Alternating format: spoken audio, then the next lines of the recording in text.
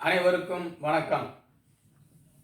நடிகர் திலகமும் நாட்டிய பேரொளியும் இணைந்து நடித்த கோடீஸ்வரன் அப்படிங்கிற படத்தை பற்றி இந்த நிகழ்ச்சியில் நாம் பார்க்க இருக்குங்க. இது நடிகர் திலகத்தோடைய 24வது திரைப்படம். 1955ஆம் ஆண்டு வெளிவந்த படம். இந்த படத்தை இயக்கியது யார் அப்படின்னா சுந்தர் ராவ் நட்கர்னி அப்படிங்கிறவர் இயக்கிய படம். அவர் ஒரு மிகப்பெரிய அந்த காலத்து டைரக்டர். இவர் யாருன்னு பார்த்தாங்க, தியாகராய பாகவதர் நடித்த ஹரிதாஸ் அப்படிங்கிற படத்தை இயக்கினவர். அதே போல் பிரம்மாண்ட தயாரிப்பான சந்திரலேகாவை இயக்கினவர். அவர் இயக்கிய ஒரு படம் இந்த கோடீஸ்வரன்.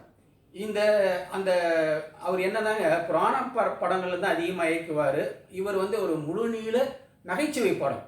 நடிகர் திலகம் நடித்ததிலேயே ஒரு காட்சி கூட சோகம் இருக்காது. ரொம்ப கலகலப்பாக இருக்கும். நடிகர் திலகமும் பத்மினியும் ரொம்ப நல்ல கலகலப்பாக நடித்த ஒரு படம் இந்த கோடீஸ்வரன் அப்படிங்கிற இந்த திரைப்படம். இந்த படத்தில் யாரெல்லாம் நடிச்சிருக்காங்க அப்படின்னு பார்த்தோம்னாங்க, நாம் ஏற்கனவே சொன்னது போல் நாட்டிய பேரொளி பத்மினி அவர்கள், அவங்களுடைய தங்கை ராகினி அப்படிங்கிறவங்க நடிச்சிருக்காங்க. இதில் இன்னொரு முக்கியமான கேரக்டர் யார் அப்படின்னா சிவாஜிக்கு நண்பராக வருவார். அவர் பேர் என்ன அப்படின்னா ஸ்ரீராம் அப்படிங்கிறவர். இந்த ஸ்ரீராம் அப்படிங்கிறவர் அந்த காலத்தில் ஹேண்ட்ஸம் ஹீரோ அப்படின்பாங்க. இவர் நடிகர் திலகம் மக்கள் திலகத்துக்கு முன்னாலேயே சினிமாவில் நடிச்சிருக்காரு. இவருங்க மலைக்கல்லன் மக்கள் திலகத்தோடைய படத்தில் வில்லனாக நடிச்சிருப்பாருங்க. மக்கள் திலகத்தோட அடி வாங்குவார். அதே போல் நடிகர் திலகத்தோட இவர் நடித்த படம்னு பார்த்தா பழனிங்கிற படம். ரொம்ப அருமையான படங்க. அண்ணன் என்னடா தம்பி என்னடா அவசரமான உலகில் அந்த படத்தில் நடிகர் திலகத்துக்கு தம்பியாக வருவார் இவர். அதே போல் பாலும் பழம்ல ஒரு சீனில் வருவார். இப்படிப்பட்டவர் ஸ்ரீராம். அவர் இந்த படத்தில் நடிகர் திலகத்துக்கு ஃப்ரெண்டாக ரொம்ப நல்லா காமெடியாக நடிச்சிருப்பாங்க. இன்னொரு முக்கியமான கேரக்டர் யார் அப்படின்னா வீணை எஸ் பாலச்சந்தர். அவரை பற்றி நம்ம ஏற்கனவே நிறைய சொல்லியிருக்கோம். அவர் நிறைய இந்த டிடெக்டிவ் ஸ்டோரி மர்ம படங்கள்லாம் துப்பறியும் படங்கள்லாம் எடுக்கக்கூடியவர். அவர் இந்த படத்தில் நடிச்சிருக்காரு. ரொம்ப கலகலப்பாக நடிப்பார். காமெடியாக இருக்கும். பாட்டு டான்ஸ்லாம் பாடுவார். அவர் இந்த படத்தில் நடிச்சிருக்காரு. அது மட்டும் இல்லாமல் இந்த படத்தில் இன்னொரு முக்கியமான ஒரு கேரக்டர் யாருன்னா தங்கவேல். தங்கவேல் பத்மினி அவர்களுக்கு அப்பாவாக வருவார். அதே போல் ஸ்ரீராமுக்கு 2 பேர்த்துக்கும் அப்பாவாக வருவார். அதாவது வயதான கேரக்டர் தங்கவேலுக்கு.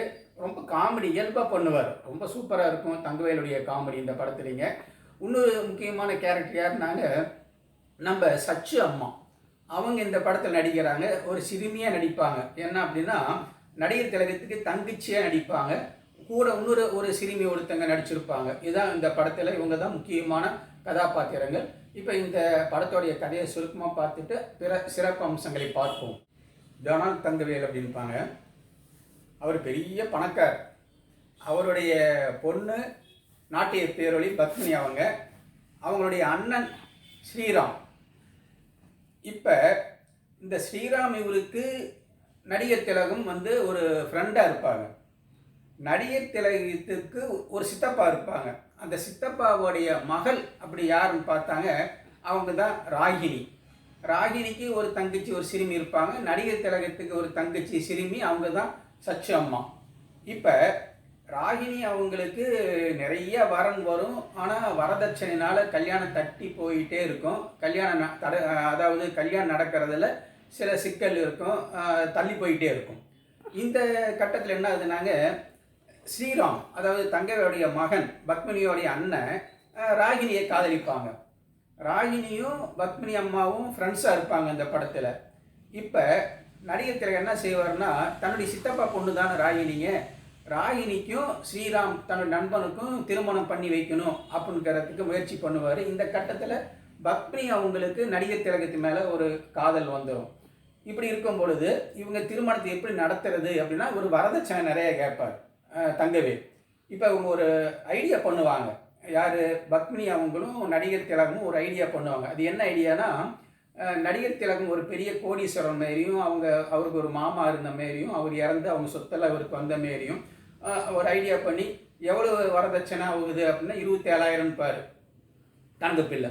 அப்போ நான் 30,000 ரூபாய் கொடுக்குறேன் அப்படின்னு சொல்லிட்டு என்ன பண்ணுறாங்கன்னா, ஸ்ரீராம் மூலம் தங்கவேல் அவங்க அப்பா கிட்டேயே பீரோவிலிருந்து 30,000 ரூபா பணத்தை திருடி அந்த பணத்தையே வரதட்சணையாக கொடுத்து கல்யாணம் பண்ணி வச்சுருவாங்க. யார், நடிகர் திலகமும் பத்மினியும் இதெல்லாம் சேர்ந்து அவங்க அண்ணன் கூட சேர்ந்து கல்யாணம் பண்ணிடுவாங்க. இந்த உண்மை வந்து தங்கவேலுக்கு தெரிஞ்சுட்டு பத்மினி இவங்க ராகினியையும் அவர் இந்த ஸ்ரீராமையும் வீட்டை விட்டு அனுப்பிடுவார். அப்போ நடிகர் திலகம் அவங்க சித்தப்பா ரொம்ப வருத்தப்படுவார், என்ன இந்தமாரி பண்ணிட்டியே, என் பொண்ணு வாழ்க்கைக்கு இதாகிடுச்சு. ஆனால் நடிகர் திலகம் வந்து தங்கவேலத்தை வந்து சமாளிச்சிடுவார்.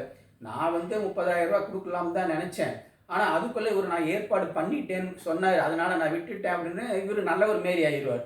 அப்போ சித்தப்பா அவர் சொல்லுவார், சித்தப்பா உங்களை அவமானப்படுத்ததை என்னால் தாங்க முடியல, அவர் தங்கவேல் உங்ககிட்ட மன்னிப்பு கேட்கணும், அவங்கள நான் சேர்த்து வைக்கிறேன் அப்படின்னு சொல்லிட்டு நாட்டிய பேர் பத்மினி அம்மா அவங்களும் நடிகர் திலகமும் சேர்ந்து மறுபடியும் எப்படி இவங்களை சேர்த்து வைக்கிறாங்க, அவங்க தங்கவேல்கிட்ட இவங்களை சேர்த்து வைக்கிறாங்கங்கிறது தான் மீதி கதைங்க.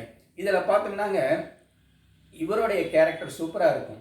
வீணை பாலச்சந்தர் அவர் ராகினியை பொண்ணு பார்க்க வருவார், அவரும் நிறைய கேள்வி கேட்பார், வரதட்சணை கேட்பார். ஒரு கட்டத்தில் பத்மினியவே வந்து இந்தமாரி தங்கவேலுக்கிட்ட வந்து கேட்டு வருவார், நான் கல்யாணம் பண்ணிக்கிறேன்னு சொல்லிட்டு.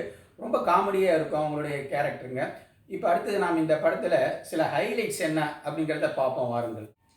நடிகர் திலகம் வந்துங்க டாக்டராக வருவார் இந்த படத்தில். முதல் காட்சி அவருடைய நண்பர் ஸ்ரீராமோட வருவாங்க, சித்தப்பா கிட்ட வந்து ஆசீர்வாதம் வாங்குவாங்க. முதல் சீனே வந்து காலத்தொட்டு கும்பிடுவாங்க. அப்போ ஸ்ரீராம் அவங்க வீட்டோடைய கணக்கு பேரில் அந்த தங்கவேலுடைய கணக்கு பேரில் அங்கே இருப்பார். அந்த காட்சி ரொம்ப கலகலப்பாக இருக்கும். நடிகர் திலகம் வந்துங்க சூப்பராக ட்ரெஸ் பண்ணியிருப்பாருங்க, ஒரு கோட் மாரி போட்டுட்டு தலை கேப் வச்சுட்டு. அதேமாரி ஸ்ரீராம் அப்படிங்கிறவர் அவரும் ரொம்ப ஹேண்ட்ஸமாக இருப்பாருங்க. அவர் பேரே ஹேண்ட்ஸம் ஹீரோன்னு பேர். ரொம்ப நல்லா நடிப்பார் அவரு அந்த காட்சியில் இருப்பாங்க. அப்போ கணக்கு பேரில் வந்து இவர் சித்தப்பா சொல்லுவார், வாங்க அப்படியே நம்ம வீட்டில் காஃபி சாப்பிட்லாம் அப்படின்னு. உடனே இந்த கணக்கு பேரில் சொல்லுவார், உங்கள் வீட்டில் காஃபிலாம் கூட இருக்கா?